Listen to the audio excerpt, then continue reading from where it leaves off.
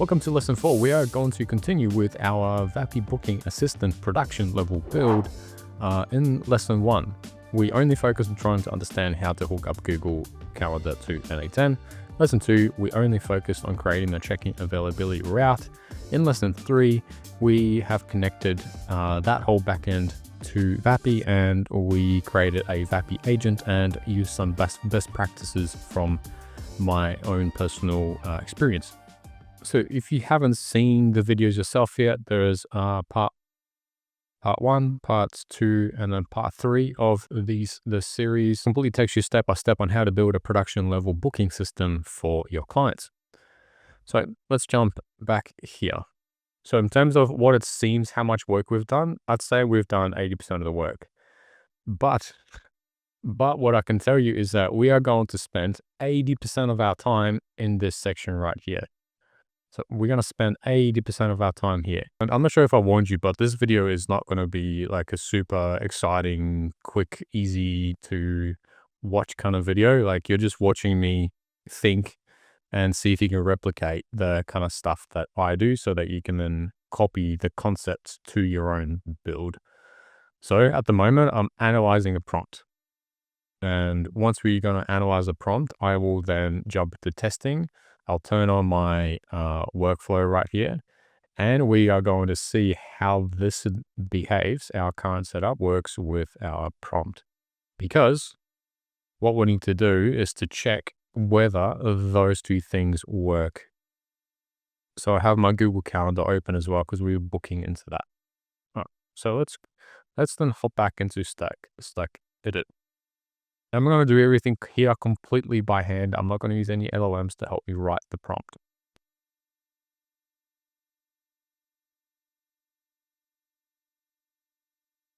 Yeah, so we've got the role, and now I like to have the context next. So in here we'll have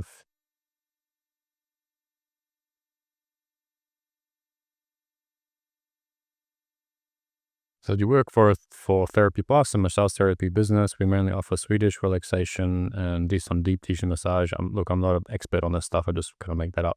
We also help with neck, back tensions, and headaches. In the context, you could also add in prices. So you could say,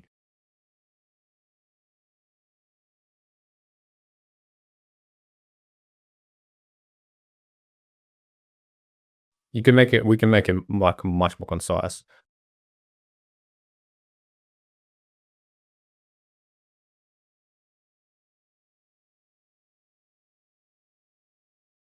So with the booking intents, maybe I'll say here, common one is never say for some reason when someone calls up and they say, hey, hello, and it mishears, it actually tends to say their first name for some reason each time, and it usually gets it completely wrong. We also want to say, ask one question at a time. We also wanted to provide only 3 slots maximum when providing availabilities. This helps with not overwhelming.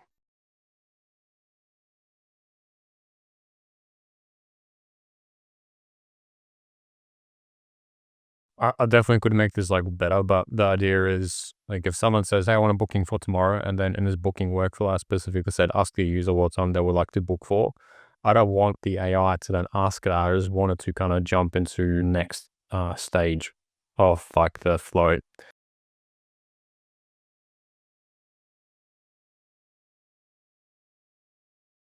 And this is literally like all the line you really need to write. Once you have gathered all the above, you may work with the user to book in a slot. That's literally all. And if you use a model like 4.1, it'll be smart enough to figure out what to do. It's not rocket science for it. Here we could have like examples.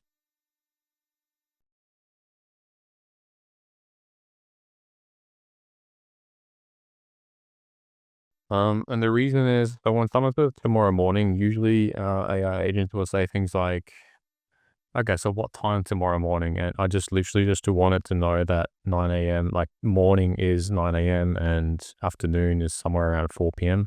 So I might actually give it in this context. So she should probably just put in examples. That could have been like example.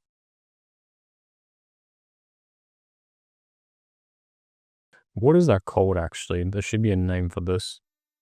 Someone uses a time of day sheet. I'm just giving it some extra examples. So when someone says that, it doesn't just keep on asking them, because it's pretty annoying when I say something like, oh, I want to book an appointment for tomorrow. And then it's like, what time did you want? Like, I don't know, I just want 9 a.m., man. Just like, give me a time for tomorrow morning. So the AI doesn't answer that, doesn't say that kind of stuff. So we have put in current time. We can get rid of this.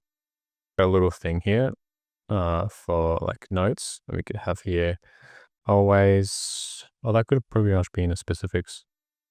It's more like positive stuff. Always say the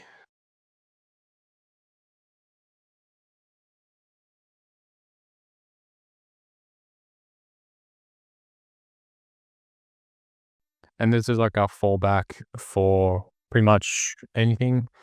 You could also have a note in here. So when someone like tries to F around with the prompt, it doesn't happen at all pretty much, but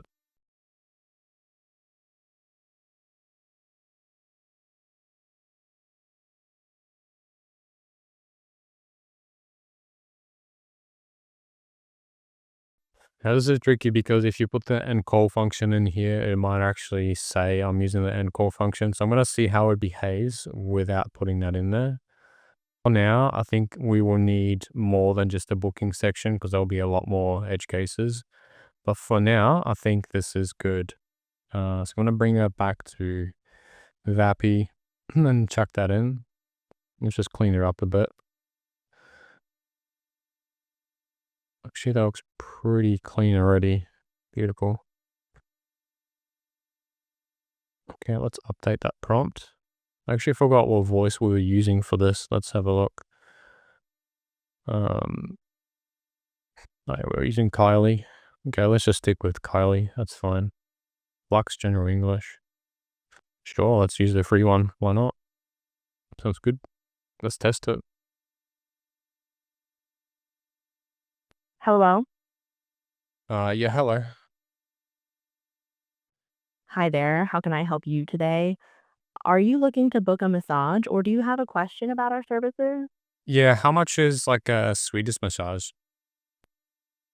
A Swedish massage is $120 for a 60-minute session or $80 for 30 minutes. Would you like to book a session or do you have any other questions about the massage? Yeah, I wanted to come in on the Sunday. Is that possible? We're open Monday to Saturday, but unfortunately, we're closed on Sundays. Do you like to come in on Saturday instead? Our Saturday hours are from 10 a.m. to 4 p.m. Yeah, can we do Saturday morning then? We start at 10 a.m. on Saturdays. Would you like to see what's available around 10 in the morning? Yeah. I'm unable to pull up exact times right now, but our Saturday appointments start at 10 in the morning. Would you like to book a session at 10 a.m. or would you prefer a little later in the morning? Yeah, can you give Whenever you're ready, just let me know what time on Saturday morning works best for you, and I can check our availability. If you have any other questions in the meantime, feel free to ask. That's annoying. Why isn't that just working? The hell? Well, like nothing works now? Nah, that's wrong. I have no idea what's happening here. Bro, what is this?